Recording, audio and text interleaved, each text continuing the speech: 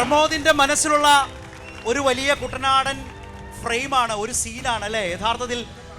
ഞാൻ ഒരു സിനിമ എഴുതി എല്ലാം റെഡി ആയിരിക്കുകയാണ്. വള്ളങ്ങൾ ഞാൻ ബൈജോനെ അറിയാം, ഞാൻ ബൈജോനോട് ഉൾപ്പെടെ അനുവാദത്തോട് പറയാണ്. ആ പടം ഏകദേശം റെഡി ആയിരിക്കണം.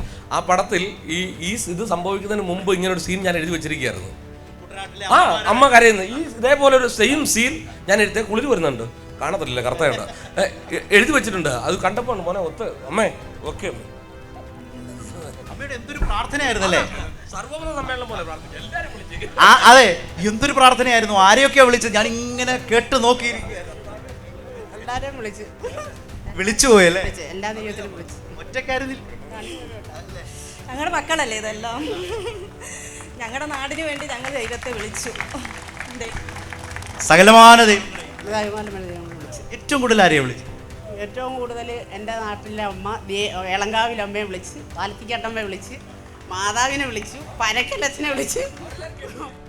അല്ല, അതാണ് ഈ നാടിന്റെ ഒരു സവിശേഷത എന്ന് പറയുന്നത്. അതില് മതമില്ല, ജാതിയില്ല, എല്ലാ ദൈവങ്ങളെയും നമ്മൾ ചേർത്ത് പിടിക്കുന്നു, നമ്മുടെ വിശ്വാസങ്ങളെ ചേർത്ത് പിടിക്കുന്നു അല്ലേ? എല്ലാവരും വേണം. കാരണം ഒരു വലിയ വിജയത്തിലേക്ക് ഈ നാടിന് പോകാൻ നമ്മളെപ്പോഴും വള്ളംകളി എന്ന് പറയുമ്പോൾ പുരുഷന്മാരുടെ ഒരു ആവേശം എന്ന നിലയിലേക്ക് മാത്രം ചുരുക്കുന്നു. പക്ഷേ അമ്മമാരുടെ പ്രാർത്ഥന, അമ്മമാരുടെ സാന്നിധ്യം, അമ്മമാരുടെ കരുത്ത്.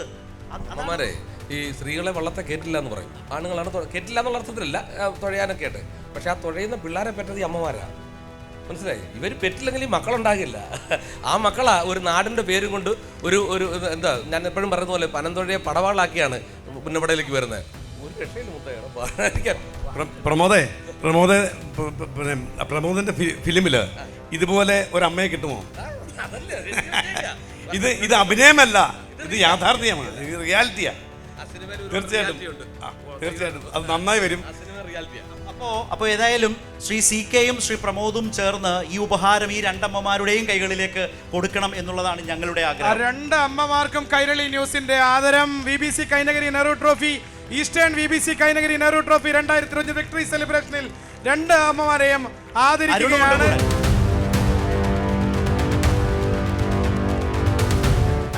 Thank you very much.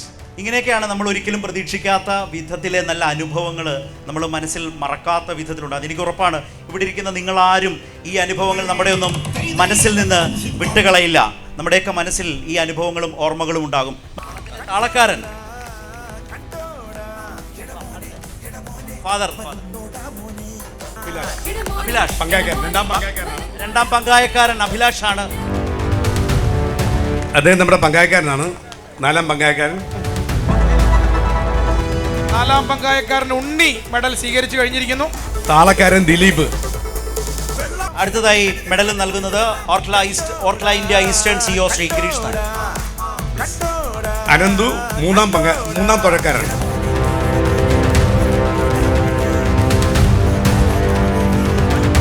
അടുത്തത് Orkla India Eastern CHRO Roy Kulamakkal.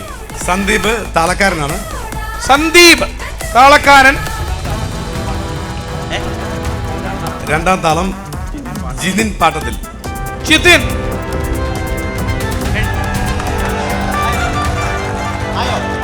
പിന്നെ ക്യാപ്റ്റന്റെ പ്രതിനിധിയായി നമ്മുടെ ജീൻ ചങ്ങനാശ്ശേരി എത്തിയിട്ടുണ്ട്. ക്യാപ്റ്റൻ ബിഫി വർഗീസിന്റെ പ്രതിനിധിയായി കോച്ചിനെ കൂടി ക്ഷണിക്കുകയാണ്. കോച്ചിനെ അടുത്തതായി കോച്ചാണ് ദാ ഇവിടേക്ക് എത്തുന്നത്, ഈ വിജയശില്പി. കോച്ചിന് VBCയുടെ കോച്ചിനുള്ള ആദരമാണ് Shri Chacko, coach of village boat club Kainakary. സന്തോഷത്തിന്